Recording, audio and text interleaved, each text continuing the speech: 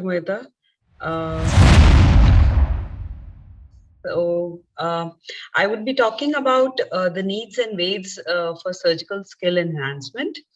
And as we all know that uh, uh, uh, joining wars and thinking about how we could improve surgical training and surgical skills to women ophthalmologists and women residents, we thought that let's know the needs, and for this we designed a survey.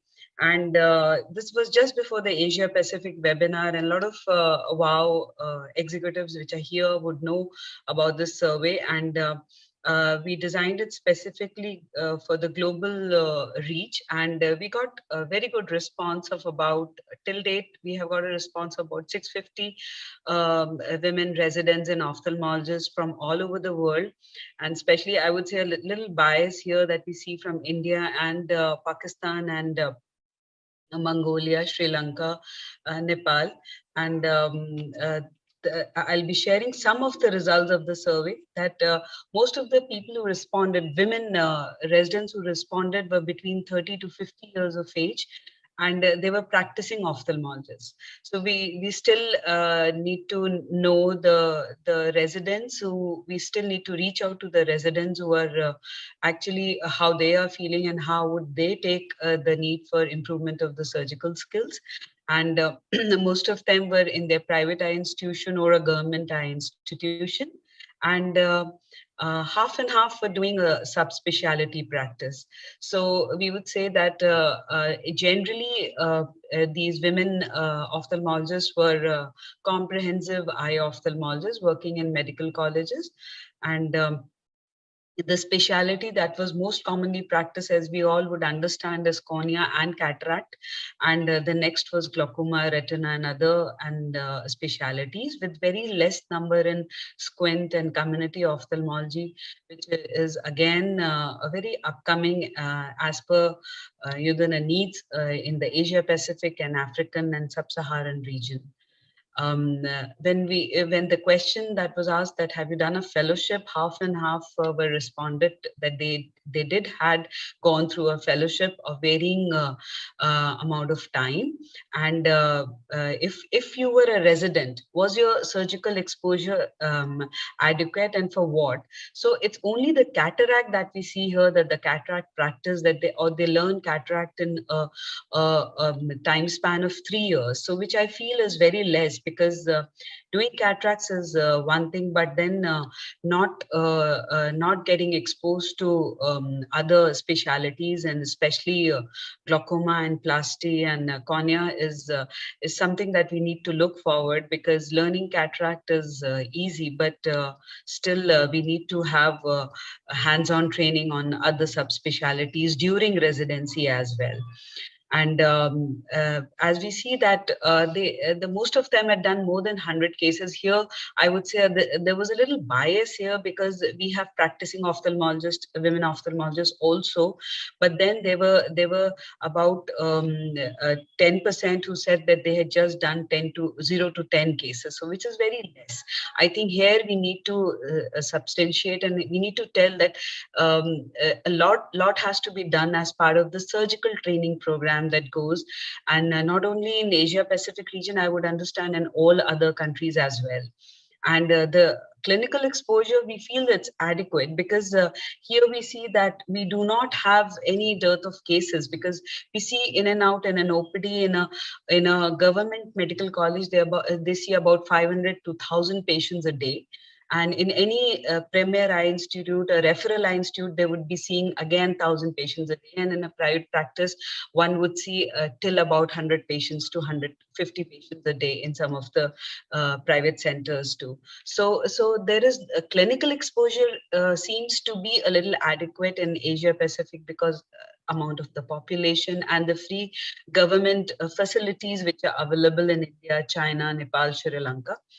Um, when asked what were they exposed to adequately, FACO is something that kicks everyone. So everyone during the day one from the fellowship to residency to third year, they want to learn FACO or any kind of small incision cataract surgery. But then other than that, there's very little or very less exposure to doing any other kind of surgery.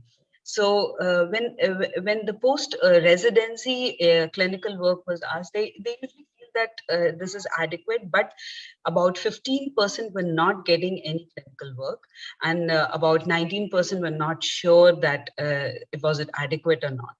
So here we discussed, and the previous speakers have spoken so well among the challenges that women ophthalmologists or residents we face, and we see that 15% there's a gender bias, and 23% the work environment is not congenial for working.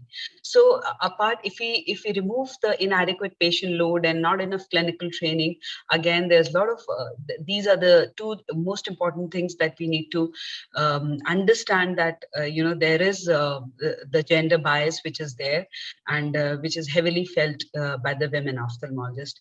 Surprisingly, they all were interested in further training. I would consider 86% as a very good number, that they're all are interested in a training or a fellowship, and they are ready to go for more than a year also. So if we say that there are constraints among women, that they cannot leave their family, they cannot leave their children, but there are women who are very ambitious and they want to learn, and they can at least go for a year or more, but most of them would go for 3 to 6 months, which again is a very good time to be trained in a surgery.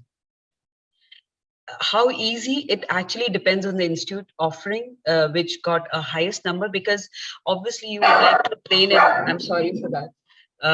Obviously, you would like to train in an institute where there is a good amount of clinical and surgical exposure. And if you are getting offered by a premier institute about a very good exposure, then definitely they would like to relocate and go and train further. So here we see that 50%, almost 45% are ready to relocate for further trainings. And when a preferred area for training would be, even they can go outside their country, which is about half and half. So you can understand how important it is that they can go to other countries as well. So we always say that women are binded by family constraints and other things which we do not see here. And they, as Dr. Mohita said, that look at the number. There's like 72% are interested in research work, but they're not getting enough opportunities. So I think WOW would be a great platform for creating opportunities. And with Government of India, it's so much into it. And I'm sure the other countries, it will follow soon with the development of the website where you can connect to all over globally. This could be a major changeover for women who want to do research. Definitely everybody wants to do clinical work. So 98 to 100% are interested in clinical work. So these are certain things that, and definitely they want more podium and paper presentation. Who doesn't want to present? But we see that they are not getting enough opportunities here. And so this was the last question that we asked, that do you feel your country has enough training or fellowship facilities? And to which they said no. So here we understand that they are ready to relocate and go to other areas as well, and do their training. So I would wind up on this, and